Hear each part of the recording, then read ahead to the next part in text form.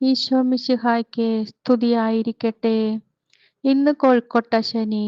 ഇന്നത്തെ തിരുവചനം യോഹന്നാൻ 11-ാം അധ്യായം 25-ാം തിരുവചനം. ഞാനാകുന്നു പുനരുത്ഥാനവും ജീവനും. എന്നിൽ വിശ്വസിക്കുന്നവൻ മരിച്ചാലും ജീവിക്കും. ഈ തിരുവചനത്തിനോട് ചേർത്ത് വെച്ച് നമുക്ക് പ്രാർത്ഥിക്കാം.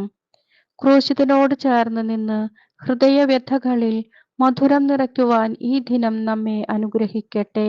കാരണം ഏത് കൈപ്പേറിയ അനുഭവങ്ങളും മധുരമാക്കുവാൻ കഴിയുന്നവനാണ് നമ്മുടെ യേശുനാഥൻ.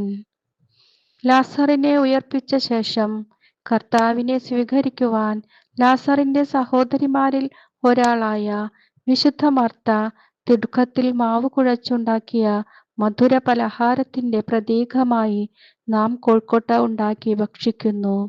വലിയ വിരുന്നായ പെസഹായ്ക്ക് മുമ്പ് ഈശോ ഭക്ഷിച്ച അവസാനത്തെ വിരുന്നായിരുന്നത്. ആ വിരുന്നിന്റെ അനുസ്മരണയായിട്ടാണ് നാം കോഴിക്കോട്ട ശനി ആചരിക്കുന്നത്. യേശുവേ നന്ദി, യേശുവേ സ്തുതി, യേശുവേ ആരാധന.